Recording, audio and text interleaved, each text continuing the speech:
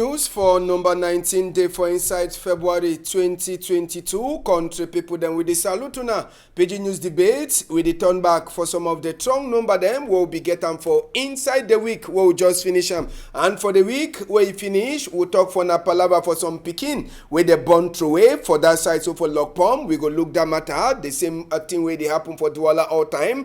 We go talk to this 21-year-old girl where they call him say Therese, where a friend where they call him say Jani. He confirm say he put poison inside the chop. Now from Vogue BC for Yawende way this one he pass. Tori 2 where it happen for the week. Now this accident where it happen for kilometer 99 where it carry so 8 people them head go with them. Plenty speed. Now with the talk it provoked this accident. And the week we just finished too, we turn back for promise we minister for minister for primary school book Professor Lohan Sesh Etundingwa. He began for build a government primary English school. Ngwele 2019-2022 already 3 years but no nothing. It never happened. We go turn back for talk on top that chapter. We no go forget 14 for February 2022 we make exactly 2 years we Gabu people them they be get big dies. So now no better justice it never come out on top that matter. 11 February to be passed. This week we'll finish. We go look inside all that matter. If time 11 we for Tori House this afternoon we get 2 people them face the one as Sabi. They say woman first before man. I go talk good afternoon for you. My Helen, thank you for your time this afternoon. Good afternoon, Ambassador. Good afternoon for all man where they listen with this afternoon. We want to say more kuna she don't find and make we give Natori. All right. Thank you, my Helen. We be one of the changer. Go turn now for the man Pidgin. You know we are big we wait a thin way for Bakosi side. Maybe we will confuse you for be Ahon. That I hope he never get that title. Okay, Jean, you don't already get the title. Make a change. I never get the title for Horn. I never even start. I mean, I was start. Right. See, if you did dream of Horn, that means say he did for road. And they salute all man, especially my brother. Then when they drew the day for Nyan, where they used to look when I find them for Equinoxe television. All man, and he talks on a good afternoon. All right, now we two stranger that now face the owner Sabi and plenty for Tori House and we'll go start Tori this morning, this afternoon. Small Tori then for corner side before we enter for the main thing. First, maybe we'll go talk mountain race and as soon as Sabi 22 edition, number 2022 edition for mountain race zone already the finish for Boya and this year new names them. For man picking on, but no new name for woman side. Nsa Abingla Elvis, now you don't win the race for man picking side. Then we get Tata Karin, we win for the woman side. And for the past years, we don't see now we brothers them and sisters them from Northwest, they take that plenty money, 10 million, they take and go as well. Then you know even try say for the veteran, the old people them own race. Why, Ambassador, you know one broke my waist now. I want to say congratulations for people the way they participate and the people the way they win. Una carry on forward, una hold on tight. With the glass safe as they go plenty times safe for Northwest because we'll be used to things say as people them for Southwest now their mountain they get power. But we don't see say that power don't change and we thank God to. All right, Ogajan mountain race new name. For the man side, Sabingla Elvis, we don't win the race for the man side. We saw Sabi name there like Tata God Love, God Sibim, we get we get Gap Sibim God Love. Now the name that we get people there like Isombe Lyunga, when I picking for ground, and even names them like Muhammadu, we did win last year, but this year na new name Sabingla Elvis. But for the woman side, if no na Guaya Yvonne, na Tata Karin or another person there, but Tata Karin remain for number 1 place this year again. Yes, congratulations to for that man picking way don't win for the first time. I should say before you go win, so you don't overdo training. And you know, sport na way they unite people then. So they make other people then for Northwest they do training now, so that may they come out number 1, 2. Right, the money plenty around 10 million where they carry and go. If na me as the sport na way they unite people they for put more than 10 million. How a Nations Cup 2 they put that so that many people they get interest for the race. All right, and another team for corner side. Maybe we will talk football now.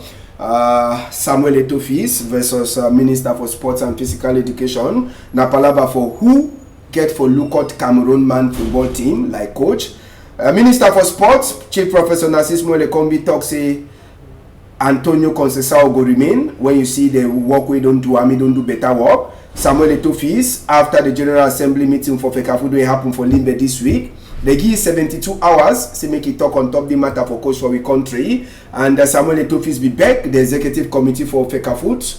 The 72 hours be finished on Friday. Edom Beck say make they give some small time. Say make it think on top the chapter. But before he did why even back, he write for Minister for Sport for tell he say president for country. If he don't sign book, say when he consign for take coach or for give by first pension for coach.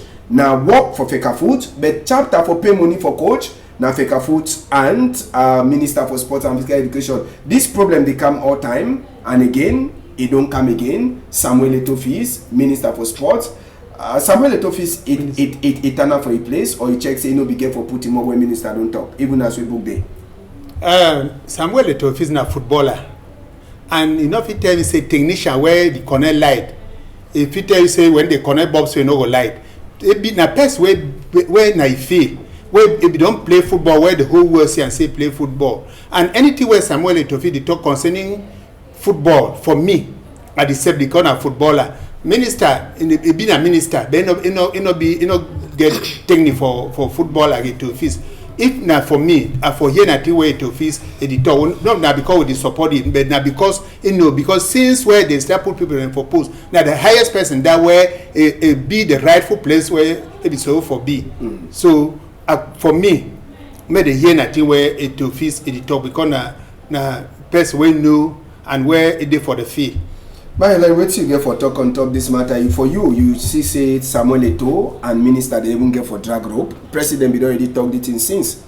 It just dey like say you go for class where you be parent, you take a chalk for teach, where teacher dey. Teacher, when the call person say teacher, that means say you get that experience for teach. Now you when you come like a parent where you want start teach, where you don't really know exactly how they go about their syllabus, na problem for me. So if to say they ask me, I'll tell me they leave and me Eto'o handle the matter. And if they want even go forward, I go talk to say me we Cameroon for country, more look and whether we know if we take coach way come up for country because that kind plenty money to where they put them over outside. If they get for coach, I be certain say plenty people they go benefit. And people they be don't they compare the money where they pay this wild man coach around 52 million. For they pay and for the coach they for Cameroon around where they compare then get the coach for Senegal when a countryman for Senegal and they will take the nation they pay around 15 million. I tell you say even if they take person for own side, they not go pay even 3/4 of that money where they pay that white man. So now some sort of injustice for me. Make we train we own people, believe in our we own people, and we go make the best out of them. Now, Congo Sabi, the common say they want to choose Rigobert Songbana, like the coach. Jeune Afrique Economic, he don't announce them for a website, but after some time, he cancelled the report again for a website. We no sabi whether Nati already be or no be, but na Congo Sa, no be na official yet. And Rigobert Songbana don't fair coach the small picking man than but he means say after the big team, the one way they just follow under when a player them for house, but last they be even come out for work for sake say it will not be the game result. But as I be say maybe not even over the inside football. But if for you want to check this matter, who you check say if you really be that coach, if even, they get to choose them for inside the country. Even the Rigobert somewhere they want to choose them. For me no, but they talk say practice makes perfect. You know if you decide what talk say me person do something when over start for some place. No be some country don't win. Senegal don't win today. Their coach don't be how long. It don't feel. But at the end of it, they don't give them victory no. If they be for 2 finals. Exactly. If they be moving forget this victory, you know forget and so would they start from some place for reach for some place. Me they give you the chance. Okay, yeah. Yesterday I see on Facebook saying now he be the coach, the new coach for Cameroon in the Metro Lion.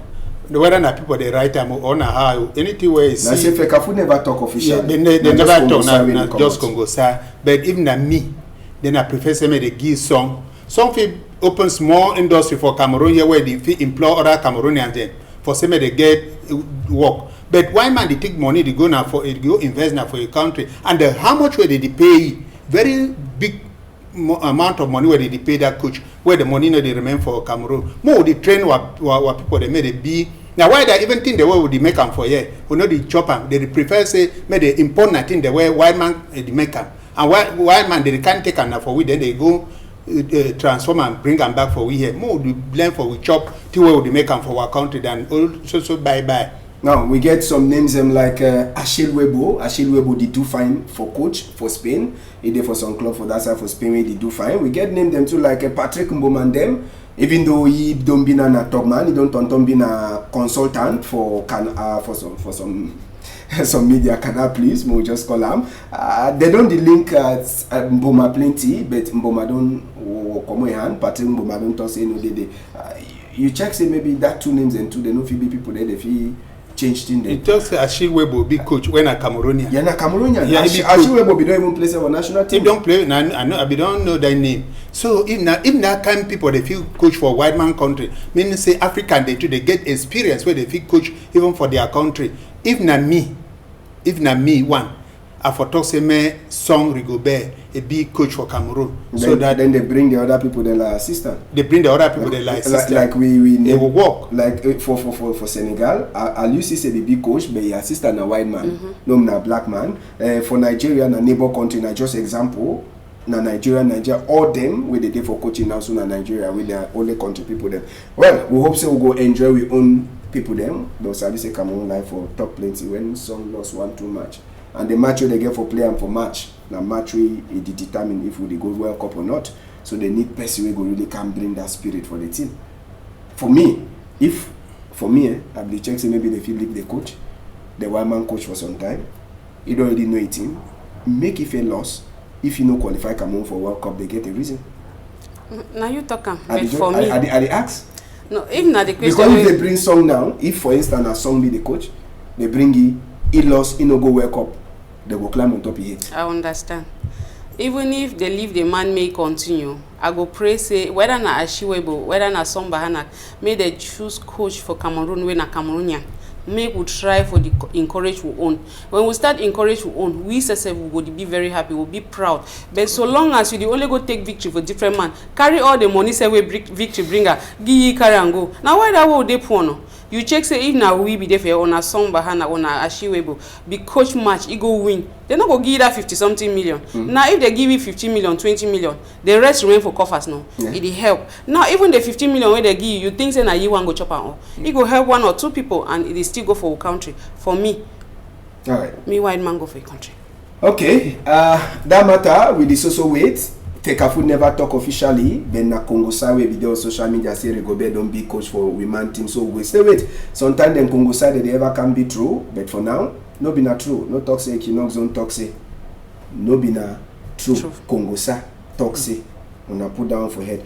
Well, I think we take people them go for Lokpom side. We will go talk on top this picking with the pick'em. Now for early morning time where people them for Lokpom they wake up. As well the one waka enter for quarter they meet up some newborn baby where woman he don't born am, then he just tie am for close, he keep am for corner road. No man he no sabi side with the woman he dey or the woman wey do the kind of work, but the good thing now say the pikin be there alive. Time when they meet up the pikin no be don't die, and with the year just now say na social affairs we them get this pikin just now. As well they define or for see whether some person if he can adopt, but no ask me as I be say small town I'll start call ambassador that picking so side they will want adopt. Just go for Lokpom, go ask the people that they go help you with all information. My Ellen, this matter woman go born na fine picking or they see him then he just go keep and so for the waiting down. I mean a man picking go force you for do the kind of thing. Now wow. I used to even look as well, I go laugh so they how you be do carry and so they carry before you born and throw away. But then for say me move and say better me born and so keep and person take am. I no encourage them anyway. I no encourage them for no way. Because when you start encourage this kind of thing, the one the way you go get them tomorrow na pepper. So would you pray and say the woman wey don't do this thing? Make God touch he had me come back and take this pikin because the pikin need him mommy too. If they be born is so true am, if you do na if you leave. Why he no fit put himself for this pikin in position? We not even know time way to way. He no be God. Think say just think and say if you don't put this pikin for here for 12 midnight, dog then can't chop am high for day. So if as the pikin they are alive, we thank God. We pray say make some good family adopt them, but make this pikin, make that mommy way put this pikin, make God touch his heart, may become conscious so that if he come back for excuse take back this pikin. Alright, a beg back excuse for take the pikin. Oga Ajang, if now you pick the pikin, then you don't mend that pikin, so take the pikin the pick. Then you the mommy show. The Asabi say that they ever talk say blood they take pass water. Then they come show, say na me I be keep that pikin and my pikin. We don't mend and so the pikin they are different level. You go let the pikin for go. I know leave the pikin, but first of all, the state would still say more, not encourage. I will appreciate the woman because no kill her. So one day the kill and go through her. But the question why they ask, we say, na rain put pikin for ibele or na man pikin. If na rain, they will still so put her. But if na man pikin, as you know for throw pikin, so no ever go for man pikin again. Because if you go again, you will take another belle, you will continue for the throw and so. That kind woman, the way they make and so. I don't know whether they don't carry their conscience na for side. People then they will know where they define pikin. I mean one for some they call them mommy or papa. They need to see them. The man go born and go put them for corner road. That one not throw away because up to anything where they pick and anything where they don't lose them. They don't lose that pikin. Then tomorrow you can say me they give pikin. As a be now so it's up to sometimes the washer because I know say plenty people they wash we. I say the wash we so may no say the pikin there for lockpong may go take a pikin. The pikin now Bobby they stay there inside. It never go out. So make try go take a pikin, make feed the pikin so that make pikin it be like say get mommy too. Even if papa no dey, Bere will get mommy. Alright, my Elena asked that question for Oga Ajang. I be ask you to say if now you pick the pikin, you mend the pikin, then the pikin example, it don't be a big engineer, then Sunday, so woman jo appear say the pikin so na me be throw how you do you let the pikin make you go, say me follow mommy. Wait, you do this? I be saying one of your picking them for house. I fight no. You fight no. Yeah, if I don't talk, say me go back take him. Now because I know say now, so if you still get back the picking. Yeah, if you go now, so go back. The fee forgive you, give back the picking me mena. But you no go throw away picking, make a man and then you can show up. If you can show up now like who? Like who? You don't hear say picking don't be. Because the picking don't be big person. Now true say when you make DNA. You go to show for your blood, but they can't. Maybe the kind upbringing what go get for that picking. It no go even value you again like him, mommy. So now I go just the turn the look now. Only the picking the action we go take her. All right. And another one, what thing will happen this week? Well, nothing will happen for January, but investigating continue. Nations Cup be make all thing go down. Now this 21-year-old picking, where they call it say Therese. That part for Bongo Chobio na the CM so. Now they chop that where it be prepared. Igri friend where they call it say Jani, say make it they can she done together they picking na number 3 year picking for university from Guayaquil for Yawende. He call the friend. A friend come, Jani come she do yi, Jani go put alata bomb for inside the chop. Now Therese this one na the see where he don't die and he die after we chop that chop. Waiting make him where he dey so Jani poison Therese. Some two for corner. He talk as way when the Therese in a Jani they come off for road. Boy, they only follow na Therese. They know the only one even see Jani face. Even as way Jani go turn make himself to like one man girl. You know before happen. So mommy for picking says be surprised. In him as soon as na Marie, he says be say surprised of sick as a time when they call he say he picking die. He no make even 2 hours so he na picking they be the talk for WhatsApp where he try for talk for a picking. Say you know well the only thing we can hear after country people them na say he dey so he picking he don't die. How the picking take die? Now think that way people them they never really fit for understand as we at Tori enter for inside we hear country people them and as we talk on top this matter the a girl 19-year-old Jani they do already catchy it dey too for back counter just now for Kondengi Oga Ajang 21 years old 19-year-old killam for sika jealousy now the first thing that we hear but you like mama or papa for picking where you dey for your house you sabi say your picking dey for house you don't rent am for you for university then they just call you say don't die where you just come out for talk with you for some kind of word die how you go feel.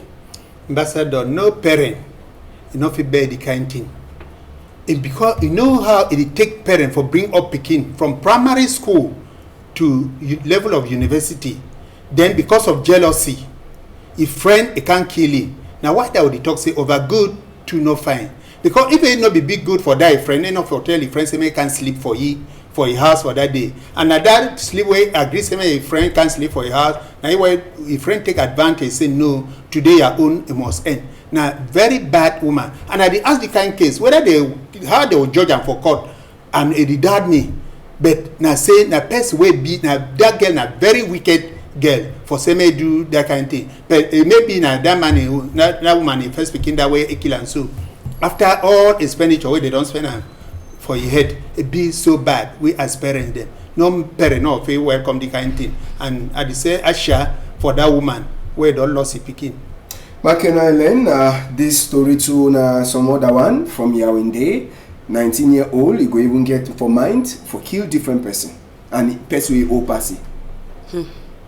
I not even want to put myself for that woman's shoes because I don't know too much. I go either that's the pain where I go through. They like say they go and discover two women had already killed that one, but we no be so it get for be.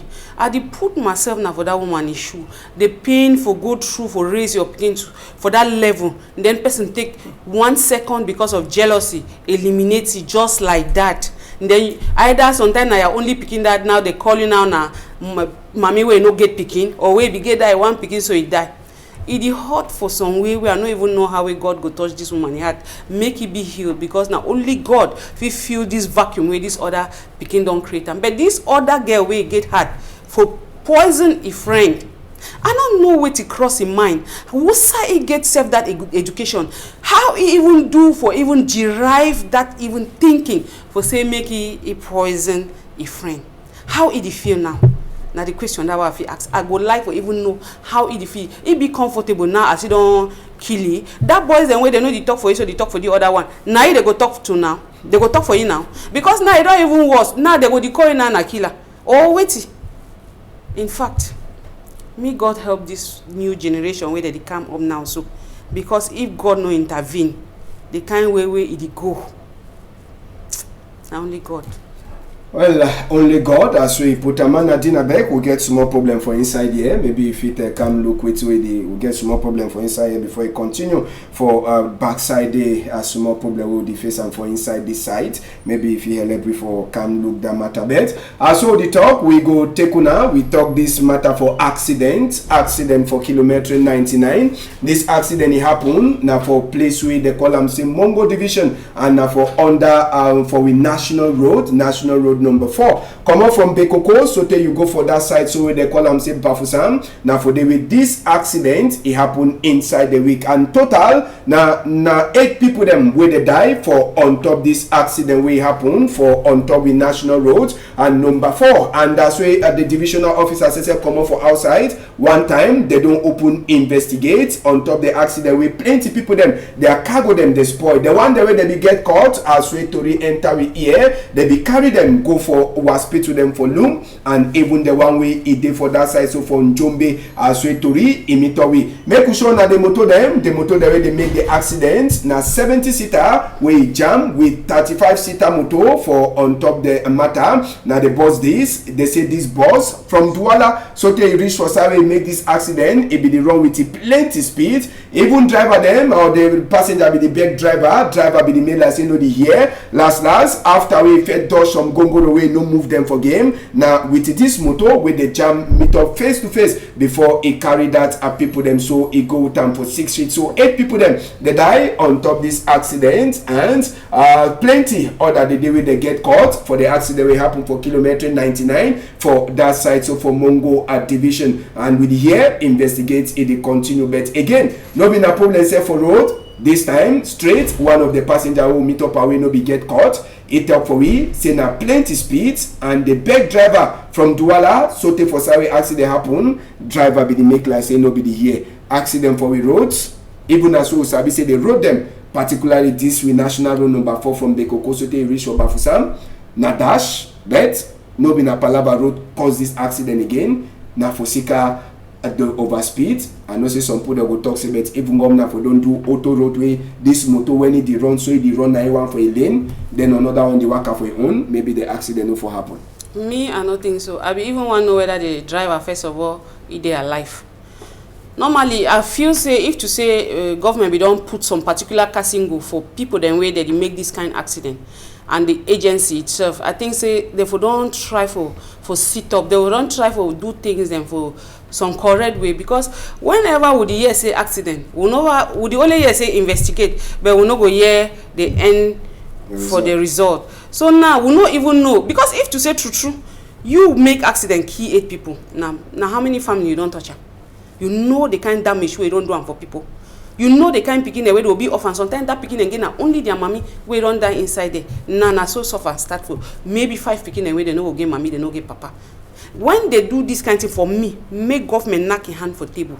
Any man will do this kind thing, make they give hard casting go, not be only for you, even for the person who get that agency, so that the person who get agency go put rules and regulation where go bind the driver and the boss for street or for road. All right, Ogajan, 8 people there they die and plenty where they get caught after accident for road. Plenty speed, but as I go so talk, some they go talk say no, say maybe if governor opens on road, where the motor be the worker for your own road E1, then the other one they come. Maybe the accident no for happen, so he go back again, say the road over small. Yes, of that 8 people there where they die, I know a family where woman and a pikin they die for inside that accident. So it be they lost 2 people then for that accident. It be very bad. I don't know whether some driver they before they want go take off, they go take drug where they give them that courage, say maybe they run up to the essence, say driver, passenger, they tell you say the overrun. You need to hear. I don't be involved for accident for 2081, nearly die because of the speed where driver be they make. I tell you say the overrun, say na me a give license. That the kind of question that they used to ask people then, no man give on a license bed. You carry a life for people then, where they put on a risk. If to say na isa be die, no, not for fear, for hot people, but they not be too much because they don't tell you anything where they say no fine, they continue for the do, it can't end na so. So that kind of driver, if not me, I for ban that agency because the stubborn driver, even they need serious advice. If not me, I'll be Minister of Transport for ban that agency. Now give them small holiday for some time, so that may they go training again. They advise them. And other driver they when they carry people there, when I know same when they carry na people their life. If they tell you say the overrun, stop because at that time now the passenger can do they get right. So that people they don't just lost their life for nothing. All right, lost their life for nothing as we happen. So the service also waits. Divisional officer don't talk say they go do investigate. We hope say this investigate. He go come out with the result, and the result it go be na one way go suit some of the people that they be there inside the motor, even as we some they already die. We go open chapter for fire and fire. We take una enter for Yawende for that side. So for Yawende na government technical college Équinoxe we a fire he enter for day. Ma Paulina Lovalyonga when a minister for college book he be passed for the school for see what to happen. Even as well the talk no person he never sabi the cause for this fire we born na the staff room, in fact the administrative block place where teacher they she done and even principal said he did the fire he burn some important document them too, but thank God say modern technology too don't come. Some of the things that they way they be fit for withdraw they save them where be been for inside a computer. Minister he don't talk say a work he get for continue for this government technical school Équinoxe, say no one give no man break for sick say they prepare or exam the way they come small time, so no need for take break we exam the day small time for corner. And he don't promise say this room we born no be na matter again for come back come do small cut and nail for day for say make they use them again. He don't promise them better administrative block where he go build them for that side. But now the number 5 time this we fire the catch for this same school. The cause they never sabi, but it is also continue for born Ogajang fire number 5 time inside the same school. People they get for the ask question. No, nothing for the ask question. Accusing finger must be a point for some person because sometimes on document they inside that office where they no want to say many people they discover, or some kind of magomaga don't pass where they no want to say many they know how it be saying administrative block the bond and then about 5 times where the school the bond. If not for Southwest or Northwest, they for tossing at their chance, sure, but they don't put fire for day. But this one, I will not be accusing because of connection where electric be wrongly connected and highway make and fire. Some person they way they make that way anytime the school debone. And if they investigate fine, may they put camera where they hide. They will discover one time saying a person this way they bond that place. And they don't give them advantage, say they will get good administrative block. At time anything where they happen, they get reason. Alright, anything wey dey happen e dey get reason, but na promise wey minister Paulina Lovalionga for college book e don make am. Hope say that promise go. Yeah, they don't talk am, we too don hear. If they not talk, if they not do am, we go still for, we go continue for reminding anytime say they don't talk the kind thing, the kind day and the kind time. Say go do am. Once same as they talk so, exam to the camp, no na money lack. May they build out school before exam they will start. Number 5 time for the same school we fire the cash. No real cause. They never point and say nothing will provoke this fire. It shows say they never ever open investigate. They never ever open investigate, Ambassador. I mean say that they investigate and but they know the talk. They think they happen, they know the talk. I no go get me comment now because if you say na governor don't decide say no go investigate, he no go want know the cause. Now me I will can know. No be I go leave over their hand me they do as it correct. All right. Well, maybe as we talk na palava for wait. See, maybe minister don't pass for they will continue for do underground work for sabi wait to happen now. Another site, another promise. 2019, make we take una go for government primary English school from Ngwele, Douala for subdivision country people them for that government primary school. Now one of the school them that way this so Tori House, if we put the eye on top this school, we will learn for school. We meet up picking them where they learn for inside some kind of work classroom. And the classroom where they picking they learn for day. Now we take calabot where they don't just do cut and nail. Someone then they don't go even find a bamboo them where they can use them for fix the class. Divide class with the stick them. One side for one class, another side for another class. Where picking them they be the learn book for some kind of work condition where they so. When rain is the fall, another kind of rain where it did knock people them. Water rain, they meet up this school them school picking them right for inside them class. Now Équinoxe Story House, he own investigate where they be do am before they land from Ngwele. They meet up this primary school. And lucky said the same time where Équinoxe Story House be show this school for Story House. Now so to minister for primary school book for 2019. That's also it now. Professor Laurent Serge Etundingwa, he says BBC the school. He become for Douala for do different thing, but he see the school for Story House. He talks say make he learn for the school. He see as well the school day. And now for them when minister talk say they so true. No be na Ngomna he build this school so now good heart people them. After Ngomna don't create the school, now then they build the school. But for say that people that they don't even put something, he promised for that 2019 say he go put part of the money. Or in fact, money he go there for this school where they go build better classroom for that side. Now 2019 this, now the image for the school. Make we take una go for 2022. We turn back for inside that school again for check whether if the promise where Professor Laurent Serge Etundingwa be make am, it don't happen. Man, I didn't make we show them that school just now. Whether the school don't change phase from where to be there for 2019 time where Tori has be there. Now the school is for 2022. No nothing. It never changed for day. Now so stick them where they don't use them for blocks place for say make picking the land. Even rain in the fall, it goes also knock them. And the school is still there as well. It will be level for inside that 2019. And time will be even land for the school. We will be one take image for the school. We yourself say the head teacher be the will be the make we open eye. Be the make we open eye. Say if we talk about this school again, say he go carry we go for court. Say we don't cancel school, so we don't get right for to show the school. But Sabi say now we work na government school, so any man get right. When I see the condition say it never change at all. They picking the social day for their normal condition where they did learn book. And on top that one, we hear say a minister they be already give 1 billion. Say maybe they can build school and now 26 classes where they be get for build and 26 classrooms them where they get for build and for this school. But that's what they talk just now. The work it never yet starts. We no sabi whether money don't even fair reach Douala or the money social day for road it don't make accidents. All that question they now they try for access. So promise for 2019, 3 years after Maryland, we don't do we walk back for see, but 3 years, no nothing ever so show. How if you talk on top this matter for this school? 2022, Ngwele, this kind government school for inside Douala. We no even talk na some rural area where we would then talk say na because road no the pass or other kind thing. For inside Douala, I no get meeting for talk.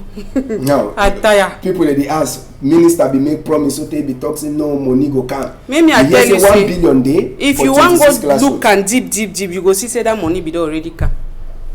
But it never reach for $1. So Which will do. Okay, Jan, na zone be that too. Yeah, na our zone, and luckily I be one of the person the way they teach picking them.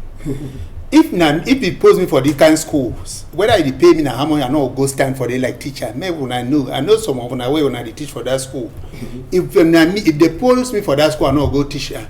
Because if you tell me say you see if you see private school where they like the kind of school, man, that means say government. I mean private people they get money past government. If head teacher for this particular school they deny say they not can snap me they show you for say me they help say me they can build the school then himself yes you know I not feel confirm say you know so we go make am they no build the school quick. Okay, now which one fine now for be a person when no place where good for a pikin office send pikin may go for that particular school for go learn. If you imagine the kind education where they fit give pikin when they concern that kind of school, if school when a government school where for carry people they for make example say may they build their own school too so now instead for Douala economic capital school then day for a year where they day like the kind one so a day like that school day exactly like fence for shrine. If you don't see fence for shrine, they different from fence for shrine. I mean, I be sorry for say for 21st century the kind of thing that they happen for our economic capital when at Douala. If they know fit be a school for them, they sell individual that land. Or go put primary school for them that begin the land. Now future minister then for Cameroon. May they move the headmaster for inside the office until be comfortable. The creative place for this place where this picking that she don't learn. Send now that picking them for inside a place. You go understand now say when they show his school so they will be land quick. I say that picking they not correct for the office. Very when he start already for inside for stay for inside that place, rain fall you one time enter, 2 time enter. He go talk now he go can't find Équinoxe. Because the thing where they surprised me over minister for primary school, he reached for that school. Then up to now, 2022, that school still there so that means when I fit also their money don't get accident for road for true. Then no seriousness, no day, neither from the school or from the person we can do promises because trace go there. If trace they don't know get the people the way they be responsible for the act. No be serious for once now. And I will remember that day when the minister one talk, he say he thank Équinoxe. Say now for day we see, I'm saying no be ever sabi say the kind of school there. But now some other point for this school now say minister talk say government. If he put school, then he build this kind of thing for picking them, say me they learn. So he be try for make a more understand say now people them from Gwele after we government create the school, now them put this building. So it make them clear. So no na government, but na government school, but no na government put this thing for them. Okay, Équinoxe will make Équinoxe radio house, then a different man can put a camera. That means you don't want to make sense. You don't be know now who create the school. No, now they design. Authorization say school get to be for this play. It mean for talk say ambassador don't create Équinoxe TV, put all things say na Équinoxe TV, but when no be Équinoxe TV na ambassador own. So now Équinoxe TV just come acknowledge and now say na Équinoxe TV na so no. No. Okay, now how you do acknowledge and if you know if you fix am stand. Well, why that we promise for say you go make am look like government school. But na 3 years. But now 3 years. They never throw away sign for the or try show again. Sometimes they don't throw away sign for but some not in no day. And so, if you don't go there, you look the space where they say 26 classroom go stand up. You ask question them again. Okay, maybe Mr. Minister, they never build that school where they see them for. All right, we will say minister for primary school book. They follow up for. Ever thought say they ever find trouble, but if I say more find trouble, we're in a good trouble. We need the caution, no man. All right, we will come up for that side. We enter for Yaoundé and problem for land no go ever finish for Cameroon. For Yaoundé 2 problem for land. For Quatare they call am saying call Zie for Yaoundé 6. Where we hear say policeman, commissioner for police, he can use power. He chakara house the way people they don't build that way now their family sesep, the head for the family. Now he sell land for people them for that side. So from Kolzie, Yaoundé 6 subdivision, and among the people they get the mommy we get 12 pickings them where it is so they don't broke a house. You get some man too it is so he don't lend book or certificate them for house. He don't lost for inside dirty for house where they broke am. Where to the cry, just get work. They need that certificate. You know be see them. There's other mommy too they will meet up here. Mommy just come off for one man country where they go operate security eye them. He say they only carry come out and for outside. Then they broke a house where na place where they don't buy land, and they buy land from family head. But the man will be police commissioner, he use power for his uniform, he can broke him with different land certificate. So the big man says, you see even the woman we know the worker fine, he too they broke a house. The family head, now say come talk, say they so the people they be get their rights. They buy land, and Nai, like family head, get the original land certificate. Say the police commissioner, he no be even get right for even come broke the people there. They no be even fair the relief for some better condition, because when we look inside there, some of the housing now put they just can put their four corners, put their spin their sticks them, then they shit down for inside. Now a police officer for do this kind of thing, commissioner for that matter, no not even sangalong, as we never call him, now policeman with title. You go can use power, use fake land certificate for broke people them house so ya wende. Ambassador, we country don't turn na other kind. Any man get you power. When you get a small power, you just take and carry and go for front, reach even for place where you know even still support you. When before I think say when we live with parents and where they be there before they be live with conscience. Some person fit come for your house when a stranger, even rent one room house. You look it on this one, you just cut on small side for backside, say take them. The work farm, they feed your family. That's what they be do before. But now when it be now say person don't buy house, buy plot, build house, she don't for there for years. One person come, put all these people there for outside for year one. Hi.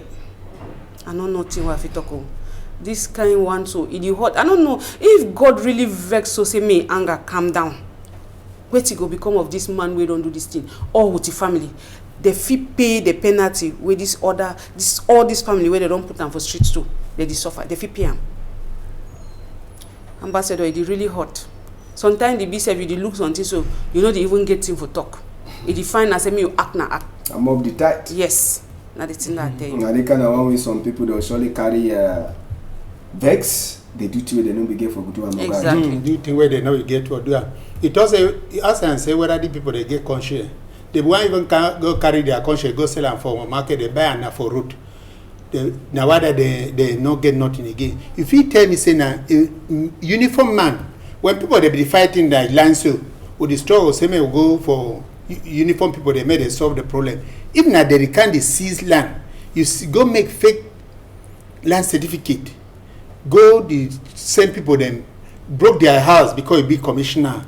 Make commissioner when that commissioner die. Even at that mean that people they come up for that play. Made a big grave for all that play. They cut it small. They bury any part for that place so that may own the whole of that land. I don't know where people they fight for land. If you go for cemetery, at least half of the people that will tell you say they did for cemetery so now because of land where they be defied.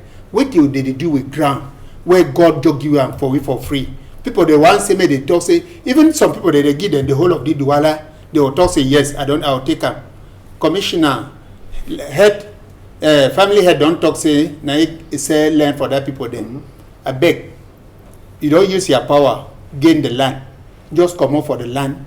That people they maintain their plot. Now I mean say get for give back money, make they build their houses. Exactly. Now commissioner now get money. They will give them. If you pay this penalty, we don't do so. They will carry on for side. If na me na you they for carry on for police. Now they will carry you for side. Okay, ma ask na commissioner be the biggest person wey fit just case for this country. Before you go do and so you know say na be the biggest person, they no be know if for talk and if for take am even for court. So you know, yes, if for even take am for court, make court judge and they give it. You want tell me say they no fit strip off commissioner from his duty. This thing according to you, if they be if no power say be limited, na power be supreme. If for carry the people then for court, they judge the matter. They see say na the people they get the land, but it don't use na power. Commissioner go broke people their land, put people their life. Like that woman, they were not fit worker. So it's high when it see so how it feel. All right, we go help. We hope say the commissioner they look and he go surely do something now.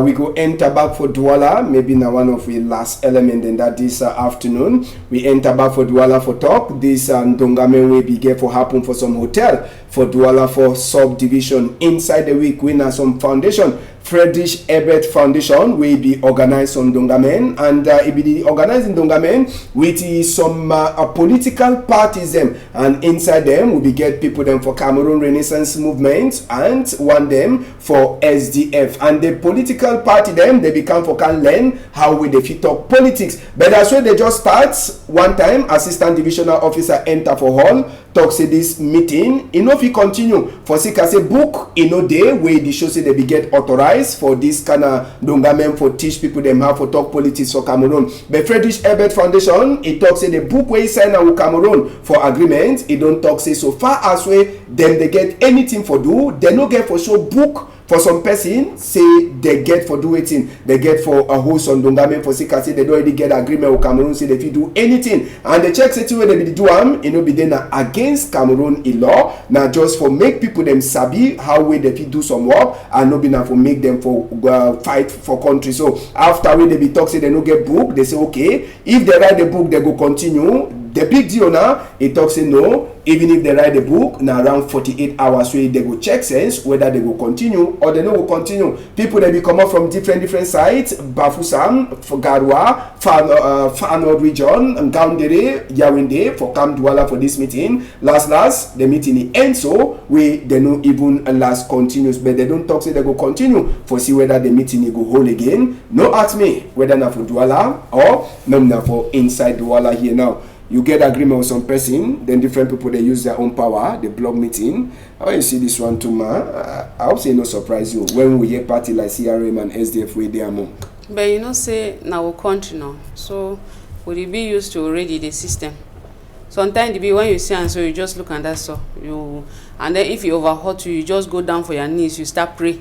You intercede self for the country, say me God, me na God now the touch that BB people they had me they do the thing the way if it touch will hurt say more they happy. Apart from that, what you feel do. Now when you get agreement with some people, then you go against the agreement. Fine. They show the image for Cameroon fine for outside too. I understand because if me too agree for you say make we play Njange, I chop you and Njange and no continue for play. It go hurt you. Nothing way the hurt. I understand, but then if to say you count on the power, then where you get and where me I no get no one, I go do how? If I go for front, you know worker. I go for back, you know worker. You know why when you don't take that decision, you stand on top. Wait your feet do. All right, Manadine, they like say one of the camera then they off. They like say no, they follow up. Ogajan, this matter for inside Bonaberry. It happened now for quite herself. Just but you are the if talk say na fear they do people they like do them so fear too much fear where they inside them. If I hear if na me I hear say opposition they get their meeting, and it not even concern me. If I be sure of myself say they not ever win me, but because of fear now where they make and they do all that kind of thing. And now for how long they will be the fear? First side the democracy they will talk for Cameroon. It didn't for book, but they know only the practice. I did not say that the freedom of speech is for the country. But once you talk something where concern, where be against the government, you be not their enemy. So, Tiwa talk say that meeting. If they be agree, say they get to hold the meeting. And they see one woman, white man for day. Yes. That means say they know say the meeting get to take place. A man where they talk say will give them 48 hours. Finally, give them. The meeting can't end so until people they come up from far and near where they come for the meeting. How you check say they will go back, then they come back again. So more the practice democracy where they for book may not be now for book. It will not do in the practical part. Now the reason that way that can't think that it happen. When if not me, wow, get confidence, say I will win the match. Wait, I distress myself. Now the fear where people they get at, now they make the worker, they find the kind small meeting there. All right, and maybe we'll go finish this afternoon for Pidgin News Debate with this matter from Gabu. 14th of February past last Sunday. It make exactly 2 years since we people them die from Gabu for Northwest region. Plenty time court case don't happen for Yaoundé, and just now the family there they concerned with they come up Bamenda Kanya on the altar and they say they don't tire. Say for the past 2 years they call them, they come. Court no the tongue no nothing. It only push case for before. Even lawyer them too they don't tire. 14th of February pass it make 2 years. No better judgment never come up for this case from Gabo. So they be go for Yahoo. They say they will get judgment. for the Cameroon. Even I'm not me, I not for even go me. Truly speaking, I not for, because that one now small transport when I pour use and feel when I picking there when I go waste and say when I go George Court and not any kind of place for your own day. When I show say that file they see there, I beg my advice and say me when I just give up because place where that matter they when I don't ever get judgment no one day according to my own point of view. Okay. My Helen, this innocent picking them all they be part of the people that they be die for that war number 14 day where they be can't put fire for day. Our service even as we tutorials we go do investigate, they be talk say no be na we, but last it can't be na we SSF. Yes, it is hot. But when you get wound, they take knife to inside again, it hurt some more. When you come out your own day, where you don't already born your house, sometimes you don't get place for stay. You come out by Menda or for Ngambo, you pay transport. That means say you find the one way no even get them again for go spend her. Me they just gather themselves shit down. If they nothing way good, me they kneel down, pray. May God give them justice. Now the only thing that if happen now, for 2 years where they go, they don't get result. Now when they go get? They will ever get them. When you pass you leave and forgot. All right, country people, then we don't finish Tori for this afternoon. Una one at the look we maybe on a service on a Saturday and Cameroon English speaking journalist Kama Search Douala he gets a first outing for football today and it go happen for field for BBL 3:45 p.m. we don't change venue from Peka 8 Peka 8 for ESG field to BBL field so now for 3:45 p.m. that match you go play since Cameroon Association of English Journalists versus teachers them for La Roche College we na so for Douala here. We don't finish for today. Thank you plenty my Helen for your time. Thank you, and I salute Mama Elizabeth with all my pikin in our house and the host of Elisan Hotel. All right, thank you to plenty Oga Jan.